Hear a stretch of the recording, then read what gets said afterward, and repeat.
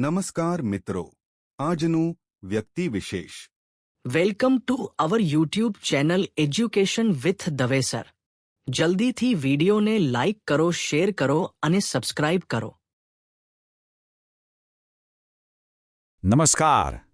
ચાલો આજે એક એવા મહાન ઇતિહાસકારની વાત કરીએ જેમણે ઇતિહાસના પાનાઓમાંથી માનવતાના ભવિષ્યને વાંચવાનો પ્રયાસ કર્યો.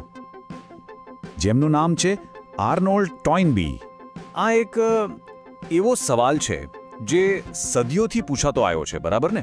આપણે ઇજિપ્તના પિરામિડ્સ જોઈએ કે પછી રોમન સામ્રાજ્યના ખંડેર, ઇતિહાસ જાણે આપણને વારંવાર પૂછી રહ્યો છે કે આટલી મહાન સંસ્કૃતિઓ જન્મે છે, ફૂલે ફાલે છે અને પછી અચાનક કેમ ખતમ થઈ જાય છે?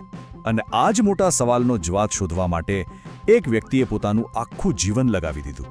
એ વ્યક્તિ હતા આર્નોલ્ડ ટોઇનબી. એમના માટે આ કોઈ સામાન્ય રિસર્ચનો વિષય નહોતો, પણ જાણે માનવ અસ્તિત્વનો સૌથી મોટો કોયડો હતો જેને ઉકેલવો જ રહ્યો. તો આ બધું સમજવા માટે ચાલો થોડું પાછળ જઈએ. ટોઇનબીના વિચારોનો પાયો ક્યાં અને કેવી રીતે નંખાયો એ જાણવું ખૂબ જરૂરી છે. એમનો જન્મ 1889માં ઇંગ્લેન્ડમાં થયો હતો. સ્કૂલના સમયથી જ એમને ધર્મ અને ઇતિહાસ જેવા વિષયો પર ધ્યાન આપ્યું અને આ જ વિષયો એમના જીવનનું કેન્દ્ર બનવાના હતા. ખાસ કરીને ગ્રીક અને રોમન સંસ્કૃતિના ગ્રંથોમાં તો એ એટલા ઊંડા ઉતર્યા કે એની અસર એમના પર જીવનભર રહી. અને પછી તો ઓક્સફર્ડ યુનિવર્સિટીમાં પ્રોફેસર તરીકે એમણે પોતાનો એક અદ્ભુત બૌદ્ધિક વારસો તૈયાર કર્યો.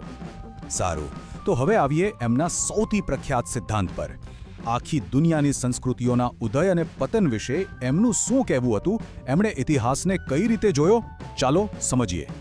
જુઓ, ટોઇનબી ફક્ત લાઇબ્રેરીમાં બેસીને વાંચવાવાળા ઇતિહાસકાર નહોતા. એ તો ગ્રીસની પ્રાચીન જગ્યાઓ પર જાતે ગયા, ત્યાં ફરીને માહિતી ભેગી કરી. અને આટલી બધી મહેનત પછી એમના ધ્યાનમાં એક ગજબની પેટર્ન આવી કે દુનિયાની મોટાભાગની સંસ્કૃતિઓ એક ચોક્કસ જીવનચક્રમાંથી પસાર થાય છે.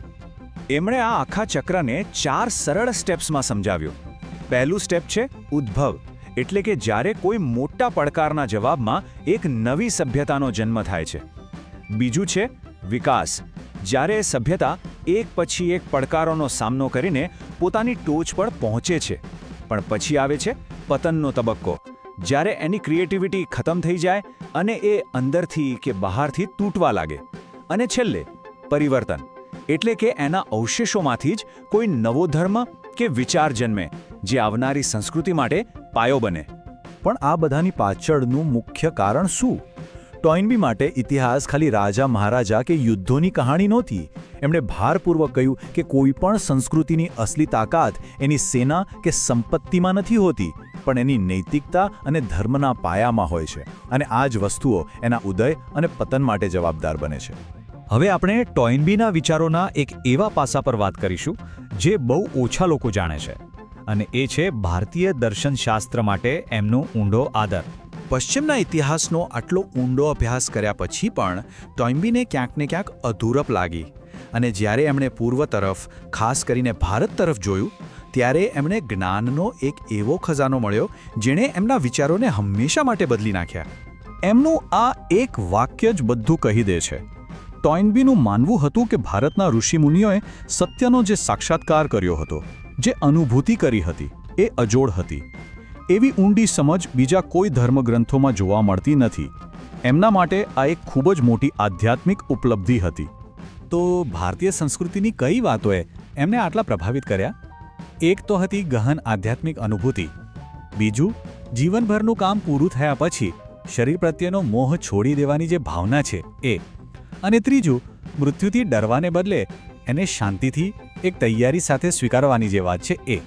આ બધી બાબતોએ એમના પર ઊંડી છાપ છોડી. તો આ બધી ચર્ચા આપણને ટોઇનબીના જીવન કાર્યના સૌથી મહત્વના સારાંશ તરફ લઈ જાય છે. એમનો સંદેશ શું હતો? એમનો વારસો શું છે? અને આ સમજવું બહુ જરૂરી છે કે ટોઇનબીનું કામ ફક્ત ભૂતકાળનું વિશ્લેષણ નહોતું, એ તો આપણા વર્તમાન અને ભવિષ્ય માટે ગંભીર ચેતવણી હતી. આખી માનવજાતને એક પોકાર હતો. અને આપણા મહાન કવિ ઉમાશંકર જોશીએ આ વાતને કેટલા સુંદર શબ્દોમાં કહી છે.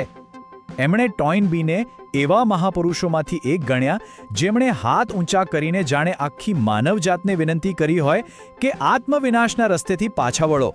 અને આ બધું આપણને આજના સૌથી મોટા સવાલ પર લાવીને ઊભું રાખે છે. જ્યારે આપણે ઇતિહાસને ફરીથી આપણી નજર સામે દોહરાતો જોઈએ છીએ ત્યારે શું આપણે ટોઇનબીના જીવનભરના કામમાંથી ખરેખર કંઈ શીખી રહ્યા છીએ કે પછી આપણે પણ એ જ ભૂલોનું પુનરાવર્તન કરી રહ્યા છીએ જેણે અસંખ્ય સંસ્કૃતિઓને પતન તરફ ધકેલી દીધી? આ પ્રશ્ન ખરેખર વિચારવા જેવો છે. પૂરો વિડિયો જોવા બદલ આપનો આભાર. જો આપને વિડિયો ગમ્યો હોય તો ચેનલને સબસ્ક્રાઇબ કરવાનું ભૂલતા નહીં, સાથે શેર કરવાનું પણ ભૂલતા નહીં. જો કોઈ વ્યક્તિ વિશેષ વિશે તમે જાણતા હોય તો જરૂર કોમેન્ટ કરજો, જેથી તેની માહિતી આપણી ફેમિલીને મળતી રહે. જો કોઈ મંતવ્ય હોય તો જરૂર જણાવવા વિનંતી. આભાર.